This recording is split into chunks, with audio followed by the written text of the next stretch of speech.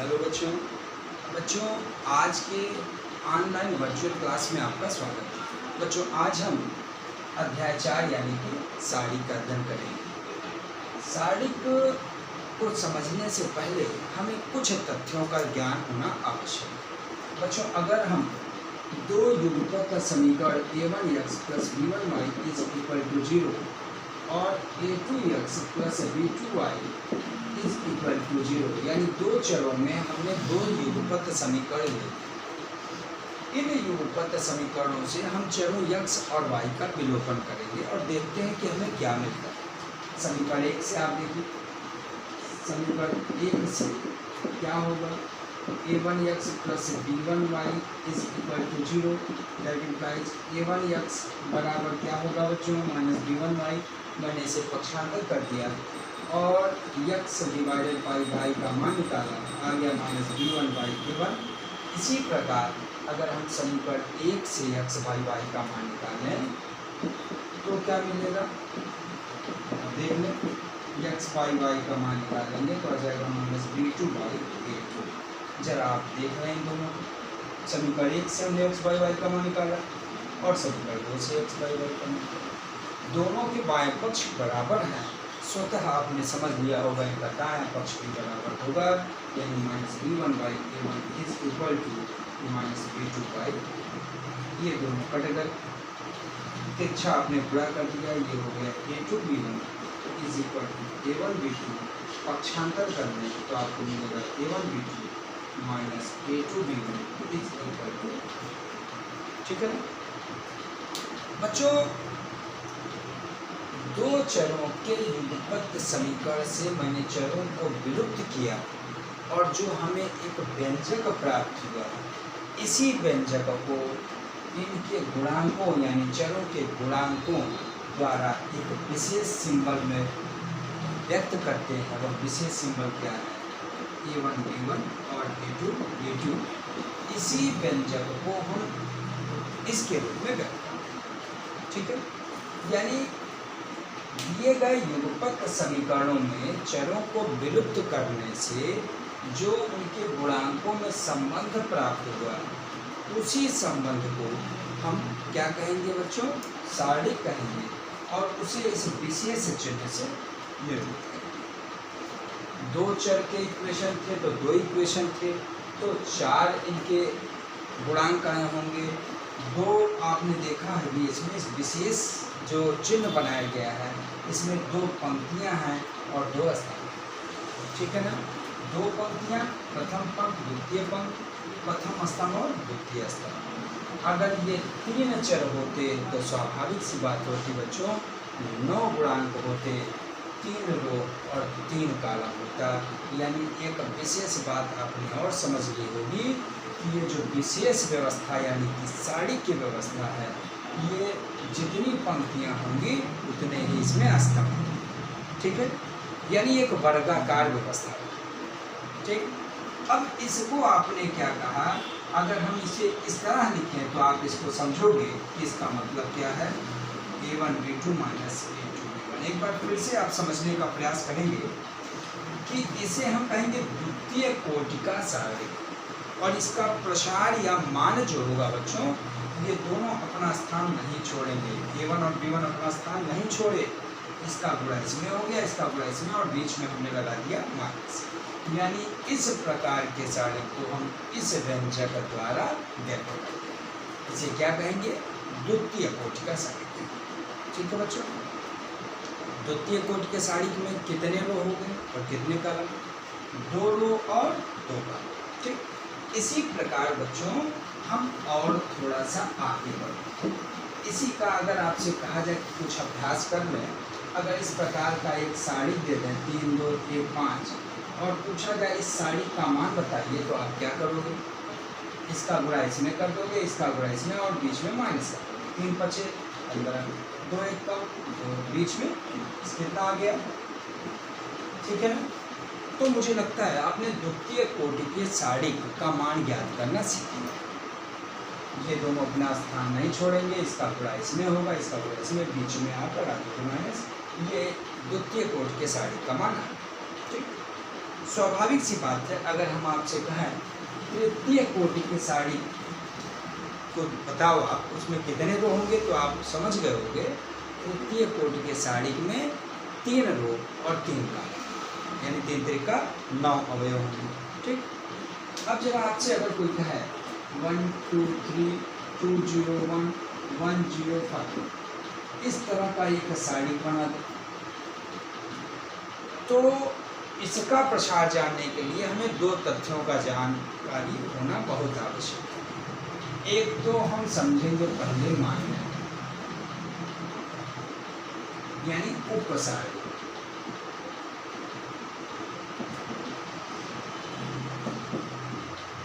Minor यानी कि उपसारी। बच्चों उपसारी क्या है, माइनर या उपसारी क्या है? किसी सारणिक के किसी अवयव, मान लीजिए इस अवयव की बात करें, तो किसी सारणी के किसी अवयव से संबंधित पंक्ति और स्तंभ छोड़ देने पर शेष बचे अवयवों से बनी सारणी उस सारणी के उस अवयव की उपसारणी कहलाती है।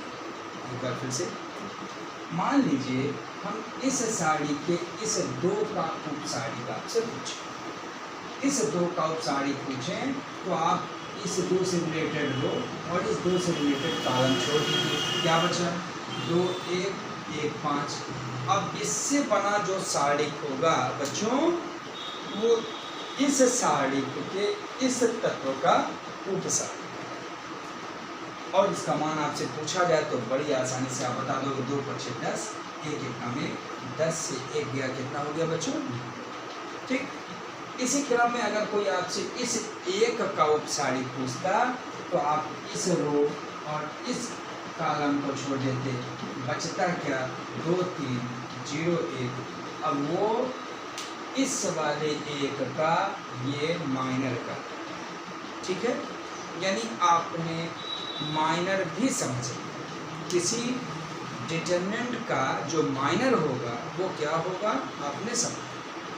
बच्चों इसी क्रम में हम थोड़ा सा और आगे देखेंगे। माइनर के बाद बात भी आती है कोफैक्टर,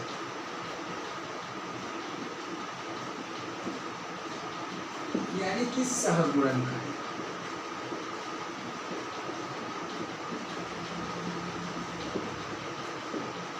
अब ये सहगुणनखंड क्या है बच्चों? किसी सारणिक के किसी तत्व का जो सहगुणनखंड होता है वो -1 का power I + j into minor के गुणनफल के बराबर। क्या होता है एक बार फिर से देखें, -1 का पावर I + j और गुणे माइनर यानी उपसारी, इनके गुणनफल के बराबर। जहाँ I क्या होता है, जिस तत्व का आपको फैक्टर निकाल रहे हो वो किस पंक्ति का है, पंक्ति नंबर कौन है, और जे क्या है, उसके स्तंभ संख्या को बताता है। जैसे एक उदाहरण लेने हम, मान लीजिए 1 0 3 1 2 4 4 0 3, ये एक मैंने डिटरमिनेंट ले लिया। अब इस डिटरमिनेंट के इस अवयव का मैंने आपसे पूछा कोफैक्टर बताइए। इस शून्य का कोफैक्टर बताने के लिए -1 का पावर I माने इस ये कायमी पंक्ति का है, पहली पंक्ति का है, तो I का मान हो गया 1।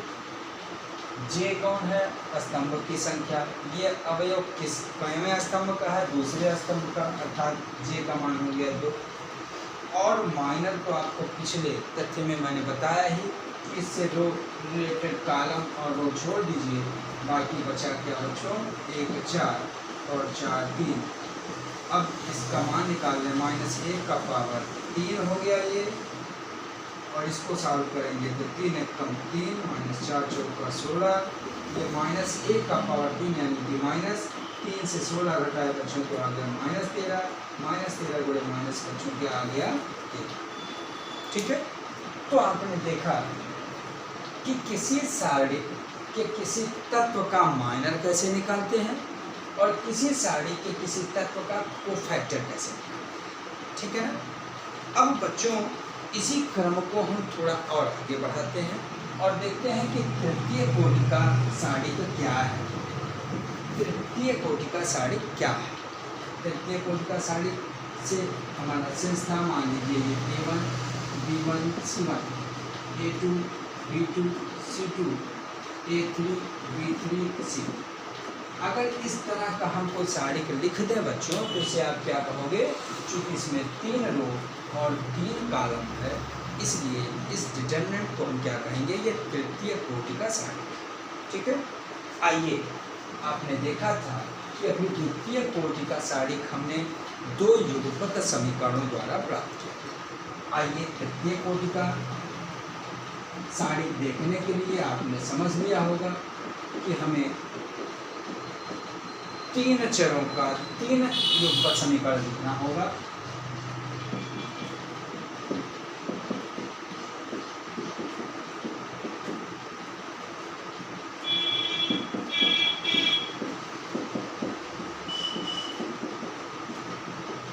बच्चों, हमने 3 चर x, y और z में क्या किया? 3 युगपत समीकरण लिख दिया। अब ये 3 युगपत समीकरणों में हमने समीकरण 2 और 3 की सहायता से 3 से क्या करेंगे? वज्र गुणनखंड खंड विधि द्वारा आप x, y, z का मान किसी एक तीसरे अननोन या कांस्टेंट के टर्म में ज्ञात करें। कैसे आपको बताया गया है, आपने हाई स्कूल में पढ़ा था कि x का मान निकाल कर इसे छिपा लेते हैं, इनके गुणांकों से इसका डिटरमिनेंट बना लेते हैं। B2 B3 हो गया, C2 C3 हो गया। ऐसे इसका ग्रुप बनाते वक्त इसे छिपा लेते हैं, जहाँ से ख़त्म किए थे वहाँ से शुरू करते हैं और इसे छिपाया आपने, C2 C3 लिख दिया तो दूसरा क्या बचा? A2 और A3 हो गया। इसी प्रकार इसका ग्रुप बनाते वक्त जहाँ से ख़त्म किए थे वहीं से शुरू करते हैं और इसे छिपा लिए थे A2 A3 लिख दिए तो बाकी जो बचा वो हो गया B2 और बच्चों ये क्या था? इससे हम लोगों ने कहा था क्लास 10th में वज्र गुणनखंड विधि से चरों x और y का मान ज्ञात करने का तरीका। ठीक है ना? उसी विधि का प्रयोग करके मैंने x, y, z में क्या किया? एक व्यंजक, एक संबंध, आपसी संबंध निकाल दिया और इसे हम कहने जा रहे हैं के। मान लिया मैंने ये क्या है? के। स्वाभाविक सी बात है, x बराबर आपने समझ लिया होगा के गुणे ये तो एक व्यंजक ही है B2 C2 B3 C2। y का मान आपने समझ लिया होगा के C2 K2 C3 K3 और बिल्कुल इसी प्रकार z का मान के A2 B2 और A3 B3। ठीक है ना? आइए x, y, z के इन मानों को हम समीकरण 1 में प्रस्तावित करें। तो ये हो जाएगा A1 के तो रहेगा ही और x का मान रखोगे आप तो आ जाएगा B2 C2 B3 C3 और प्लस B1 के B1 y का मान ये है कि C2 A2 C3 A3 और प्लस C1 के, क्यों? क्योंकि C1 Z का मान फिर रखे के A2 B2 A3 इस इक्वल टू। ठीक है ना? अब आप क्या करेंगे? दोनों पक्षों में के से भाग दे देंगे। के क्या है? के गुण के से इसमें भाग दिए कट गया, 0 में के का भाग दिए 0।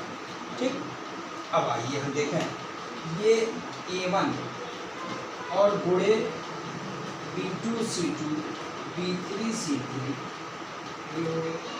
और ये माइनस करने के लिए बच्चों, अभी देखिए माइनस करने के लिए हमने क्या किया? इसको इधर लिख दिया।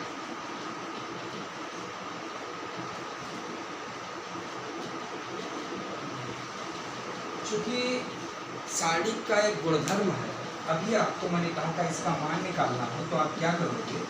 इसका मान निकालोगे, ये दोनों अपनी जगह पर रहेंगे, इसका गुणा इसमें हो जाएगा, इसका गुणा इसमें हो जाएगा, C2 K3 हो जाएगा माइनस A2 C3 हो जाएगा। और अगर हम इसमें से माइनस कॉमन ले लें तो A2 C3 minus A3 C2 हो जाएगा और इसको बच्चों हम क्या करेंगे? लिख सकते हैं K2 और A3 और C2 C2 देख लीजिए आप, इसको ये हम लिख सकते हैं। यानी जो ये था C2 A2 C3 A3, उसे हम A2 A3 C2 C3 भी लिख सकते हैं। अर्थात इन दोनों स्तंभों का मैंने परस्पर विनिमय कर। आगे हम इसका फीचर्स, इसका गुणधर्म भी बताएंगे कि अगर उनके परस्पर क्या किया जाए, पंक्तियों को, किन्हीं दो पंक्तियों या दो स्तंभों का परस्पर विनिमय करें तो इसका चिन्ह बदल जाता है, यानी प्लस था तो माइनस हो जाता है। अब बच्चों देखें, इसी क्रम को और आगे बढ़ाते हैं और प्लस ये हो गया C1, ये हो गया A2 B2 और A3 इज इक्वल टू। आपने समझ लिया होगा कि चूंकि हम इसके पहले दो चरों के व्युत्पत्ति समीकरणों में चरों को विलुप्त किए थे और इनके गुणांकों से जो संबंध आया था उसे मैंने द्वितीय कोटि का सारणिक लिखा था। इसी प्रकार इसे तृतीय कोटि का सारणिक लिखेंगे, यानी इस व्यंजक को हम एक नया रूप देंगे A1 B1 C1, A2 B2 C2 और A3 B3 C2। अब बच्चों आप इसको देख लीजिए, यानी इन चरों को विलुप्त करके इनके गुणांकों में जो मैंने एक व्यंजक बनाया उसे इस सिंबल द्वारा व्यक्त किया और इसे कहा तृतीय कोटि का सारणिक। अब ये तृतीय कोटि का सारणिक का ये हो गया ये व्यंजक वाला मान। अब इसका मान अगर आप देखें तो ये आप देख लीजिए R1 के पंक्ति हैं A1 B1 C1, ये A1 है, ये B1 है, ये C1 है, यानी प्रथम पंक्ति के अवयव। और बच्चों अगर आप देखो तो A1 का कोफैक्टर निकालेंगे तो ये निकलेगा, B1 का कोफैक्टर निकालेंगे तो ये विथ नेगेटिव साइन मिलेगा और C1 का कोफैक्टर निकालेंगे तो यही निकलेगा। कोफैक्टर निकालना मैंने आपको बताया। तो इसका मतलब हुआ किसी सारणिक का प्रसार या मान उसके प्रथम पंक्ति। अब आगे हम देखेंगे कि अगर हमने x y z का मान यहाँ से विलुप्त करके यहाँ रखा होता तो तृतीय पंक्ति के रूप में प्रसार आता। अभी क्या हुआ, इन दोनों से हम विलुप्त किए और इसमें रखे तो प्रथम पंक्ति के रूप में इसका विस्तार है। यानी किसी सारणिक का प्रसार उसके किसी पंक्ति के अवयवों तथा उनके संगत सहगुणनखंडों के गुणनफलों के योगफल के बराबर होता है। बच्चों इसी तथ्य को लेकर हम आगे बढ़ेंगे। एक बार फिर से दोहरा दें, किसी सारणिक का प्रसार उसके किसी पंक्ति एक बार फिर से ध्यान रखें, मैंने अभी किसी पंक्ति के रूप में बताया, इसलिए मैंने कहा कि अगर इन दोनों से हम x y z विलुप्त करके यहाँ रखते या इन दोनों से मान निकाल कर यहाँ रखते या इन दोनों से निकाल कर यहाँ रखते तो यही जो प्रसार मैंने A1 B1 C1 में दिखाया है वो A2 B2 C2 में भी दिखता, वही A3 B3 C3 में भी दिखता। तो अभी तो मैंने केवल आपको किसी पंक्ति की बात की है, आगे इसके फीचर्स में देखेंगे कि वो किसी स्तंभ के सापेक्ष भी विस्तार करने पर उसका मान वही है। ठीक है, एक बार फिर से आप समझने का प्रयास करो। किसी सारणिक का मान या प्रसार उसके किसी पंक्ति के अवयवों तथा उनके संगत सहगुणनखंडों के गुणनफलों के योगफल के बराबर होता है। ठीक है ना बच्चों। अब इसी क्रम को हम आगे बढ़ाएं, इससे बेहतर है कि एक छोटा सा एग्जाम्पल और समझ लें और इस एग्जाम्पल के द्वारा आप अपने पाठ्य पुस्तक के कुछ प्रश्नों को हल करें। जैसे मैंने कहा 1 2 3 4 0 1 1 1 और हमने कहा कि इसका मान ज्ञात कीजिए। द्वितीय कोटि का तो बहुत ही आसान, प्रथम कोटि का देखेंगे आप, अगर इसके सापेक्ष प्रसार करना चाहें या इसके सापेक्ष प्रसार करना चाहें या इसके सापेक्ष, अथवा जब हम इन्हीं को थोड़ा और अरेंज करेंगे, इनका गुणा कर लेते परस्पर, इनका अंदर गुणा करके हम A1 A2 और A3 कॉमन निकाल लेते तो भी वही तथ्य सामने आता कि किसी सारणिक के किसी पंक्ति अथवा किसी स्तंभ के अवयवों और उनके संगत सहगुणनखंडों के गुणनफलों के योगफल के बराबर ही उनका मान। आइए देखा जाए, अगर इसके सापेक्ष हम विस्तार करें तो इसका पहला अवयव 1 है, इसका दूसरा अवयव 2 है, इसका तीसरा अवयव 3 है। R1 के सापेक्ष विस्तार गुणे गुणे गुणे योगफल के बराबर। तो योगफल क्या मैंने कहा था, किसी सारणी का मान उसके किसी पंक्ति के अवयवों और उनके संगत सहगुणनखंडों के गुणनफलों के योगफल के बराबर होता है। इसका कोफैक्टर आप देखोगे तो ये देख लीजिए, जीरो एक कम जीरो में से एक कम एक घटाए तो -1 आया, और -1 का पावर i प्लस जे, इसका i भी 1 है, j भी 1 है बच्चों, ये -1 का पावर 2 आ गया यानी कि प्लस, तो प्लस गुणे -1 का उत्तर आ गया -1, यानी इस 1 का कोफैक्टर मैंने निकाला -1। ऐसे इस 2 का कोफैक्टर निकालिए, 2 का कोफैक्टर निकालने के लिए ये देख लीजिए, ये छोड़ दिया मैंने, ये छोड़ दिया, बचा 4 एकम 4 से गया 3, और -1 का पावर ये पहली पंक्ति का था और दूसरे स्तंभ का था, तो -1 का पावर 3 यानी कि माइनस गुणे 3 बराबर हो गया -3। और इसी प्रकार बच्चों इसका भी आप देख लो, इसका कोफैक्टर क्या होगा, ये छूटा 4 एकम 4 से 0 घटा है तो 4 आया, और चूंकि ये पहली पंक्ति और तीसरे स्तंभ का है, पहली पंक्ति और तीसरे स्तंभ यानी कि माइनस का पावर 4 अर्थात प्लस से गुणा किए, तो प्लस से गुणा किए तो 4, ठीक है ना। ठीक, अभी हम इसको तैयार करना भी आपको बता देंगे। अब इसका मान देखिए, -1 -6 और +12, 12 से 7 घटाओ बच्चों तो आ गया 5, है ना, 12 से 7 घटाए तो आ गया 5। इस प्रकार बच्चों इसी तरह के और प्रश्नों का हम प्रयास करें। क्या किसी सारणी के किसी पंक्ति, अब बेहतर क्या होता जब हमें उनके अवयवों में गुणा करना उनके फैक्टर से, कोफैक्टर से, तो हम ज़्यादा बेहतर प्रयास करते कि जिधर शून्य अधिक होता उसके सापेक्ष विस्तार करते, क्योंकि शून्य गुणे क्या आएगा हम जानते हैं, उत्तर शून्य, तो हमको ये कोफैक्टर निकालने की आवश्यकता नहीं।